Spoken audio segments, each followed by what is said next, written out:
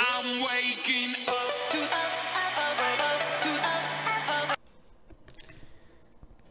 E aí, meu povo, como é que vocês estão? Tranquilo com vocês? Fazia algum tempo já que eu não gravava vídeo pro canal, né? Tava um pouquinho ocupado, peço até desculpas a vocês. A sequência das nossas aulas não seria, na realidade, essa, né? Não seria essa aula de eletroquímica, mas a pedidos de muita gente aí, muita gente pedindo pelo e-mail, eu agradeço a vocês esse feedback, a gente vai falar um pouquinho hoje sobre conceitos em eletroquímica.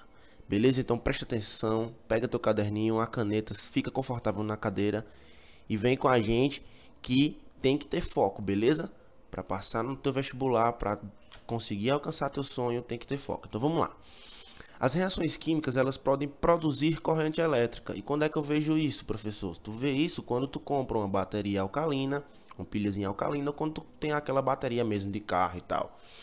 Todos esses produtos são reações químicas que têm a capacidade de, quando feitas, produzir uma corrente elétrica. E essa corrente elétrica pode ser utilizada para funcionamento de determinados aparelhos, beleza? A corrente elétrica também pode induzir a uma formação de induzir ao acontecimento de uma reação química. Quando uma reação química ela produz uma corrente elétrica, a gente chama ela de pilha. E quando uma corrente elétrica produz uma reação química, ou seja, faz com que um processo que não é espontâneo, seja espontâneo, aconteça, aliás, né? Não vai se tornar espontâneo, mas com que ele aconteça, a gente chama de eletrólise. Então, pilhas são processos espontâneos, enquanto eletrólises são processos não espontâneos. Mas, Rafael, onde é que eu estudo isso? Tu estuda isso na eletroquímica. A eletroquímica é justamente a relação entre as reações químicas e a corrente elétrica. Esse ramo da eletroquímica ele se divide em dois sub-ramos, como a gente já falou. As pilhas, que a gente estuda as reações químicas produzindo corrente elétrica, enquanto nós temos do outro lado da história a corrente elétrica que induz a formação de reações químicas, ok? Então, quando uma reação química de óxido-redução, óxido-redução é reação de óxido-redução, aquela de perca de ganho de elétrons, agente oxidante, agente redutor, ela é espontânea, produz energia elétrica, teremos uma pilha eletroquímica, que são as pilhas que a gente conhece no nosso cotidiano, tranquilo? Já quando uma corrente elétrica provoca o acontecimento de uma reação química, a gente diz que aconteceu uma eletrólise. Então fica ligado nesses conceitos. Se eu tenho reação química produzindo corrente elétrica, eu tenho uma pilha. Agora, se eu tenho uma corrente elétrica induzindo o acontecimento de uma reação química, eu tenho a eletrólise. Como é que a gente começou a descobrir na química que existiam reações químicas que produziam corrente elétrica? Através de um esqueminha chamado pilha de Daniel. Daniel foi um cara que, através de uma reação química, percebeu que essa reação produziria corrente elétrica, certo? Então, a reação da pilha de Daniel se baseia numa reação química muito conhecida. Zinco com sulfato de cobre, produzindo cobre livre mais sulfato de zinco. Se vocês notarem, essa reação aqui é uma reação de simples troca. Eu tenho uma substância simples com substância composta, produzindo substância simples e substância composta. Eu tenho simplesmente a troca do zinco pelo cobre. Por que isso acontece? Isso acontece porque o zinco ele é mais reativo do que o cobre. Por isso que acontece essa reação de simples troca, mas a gente vai discutir um pouquinho lá em reações químicas, beleza? Então eu tenho essa reação nessa conformação, como eu também posso ter ela na forma iônica. O zinco tem 2 elétrons numa camada, doa esses elétrons para o cobre, transformando o cobre entra numa redução, enquanto o zinco ele se oxida, ok? Então Daniel percebeu que esses elétrons poderiam ser transferidos do zinco para os íons cobre 2+, por um fio condutor externo, e esse movimento produzia uma corrente elétrica. Então como a gente sabe, corrente elétrica nada mais é do que a transferência de elétrons. Então esses elétrons do zinco transferidos para o do cobre produziam uma corrente elétrica, e essa corrente elétrica poderia ser utilizada para determinados aparelhos. Então Daniel montou um esquema, que é mais ou menos isso aqui, ó. Isso só é possível graças ao esquema montado a seguir. Isso aqui a gente chama de pilha de Daniel, né? A gente tem aqui uma placa de zinco, ok? Aqui a gente tem uma região que liga essa placa de zinco à placa de cobre. Nessa região do zinco nós temos os ânions e nessa região do cobre nós temos os cátions. Essa região onde nós temos passando ânions e cátions a gente chama de ponte salina. Então a ponte salina é a região que vai proporcionar a mudança dos elétrons, certo? Vai fazer com que os ânions e os cátions estejam em contato, certo? À medida que a reação vai ocorrendo, a gente pode fazer algumas observações. Por exemplo, a placa de zinco, ela vai diminuindo, enquanto a placa de cobre, ela vai aumentando, enfatizando o fato de que os elétrons estão saindo da placa de zinco e indo em direção à placa de cobre, certo? O eletrodo de zinco vai se desgastando à medida que vai à medida do tempo, no passar do tempo, enquanto o eletrodo de cobre vai ter sua massa aumentada, enfatizando o quê? Enfatizando que os elétrons do zinco eles estão migrando em direção à placa de cobre. E essa solução de sulfato de zinco vai ficando mais concentrada. Por quê? Porque o zinco agora está perdendo esses elétrons e ele está se ligando justamente ao íon sulfato que está em solução. E quando ele doa esses elétrons em direção ao cobre, o cobre passa de uma oxidação 2+, se reduzindo para um cobre zero. Por isso que a massa dele está aumentando. E o cobre vai oxidando porque está perdendo esses elétrons. Lembrar que oxidação é perca de elétrons e redução é o ganho deles. Como o cobre ganha esses elétrons, sua massa aumenta, porque ele está se soltando da solução, ele está se soltando do composto sulfato de cobre. E o zinco, à medida que ele está doando esses elétrons, ele está perdendo aqui, ó, esses dois elétrons se ligando ionicamente ao íon sulfato que está em solução. O sulfato, como vocês sabem, tem carga -2, e aí o zinco, como está na deficiência desses dois elétrons, ele está se oxidando, ele está se ligando a esses íons sulfato. A solução de sulfato de cobre vai ficando mais diluída. Obviamente, o zinco está substituindo o cobre. Se ele substitui o cobre, o que é que está acontecendo com a solução de sulfato de cobre? Está diminuindo sua concentração, porque agora eu tenho menos sulfato de cobre, já que o cobre está se reduzindo na solução. Ok? Nas soluções teremos a passagem dos íons em excesso de um lado para o outro através de uma ponte salina. Então essa ponte salina ela proporciona o quê? Ela proporciona o transporte dos íons que estão em excesso, certo? De um lado para o outro. Esses íons em excesso, eles vão servir para quê, Rafael? Por exemplo, se o zinco está em excesso nessa região, o zinco vai passar para essa outra região da solução. Para quê? Com o objetivo de se ligar ao sulfato, ok? Então, nesse processo, a gente tem não só uma reação principal, mas nós temos o que nós chamamos de semi-reações. Então, quais são as reações que nós temos nesse processo? Primeiro, o zinco, ele está perdendo 2 elétrons, tá aqui a reação de oxidação dele, ó. Zinco, Zn mais 2 elétrons, significa que ele está perdendo 2 elétrons. Se ele perde, ele está sofrendo uma oxidação. Enquanto o cobre está recebendo os 2 elétrons que estavam aqui no zinco. Então ele está sofrendo uma redução, ele está saindo de cobre 2+ para cobre 0. Isso são as semi-reações, que são aquelas reações que vão acontecer.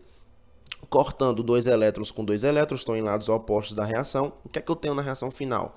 Zinco mais cobre 2+, formando zinco 2+, mais cobre 0.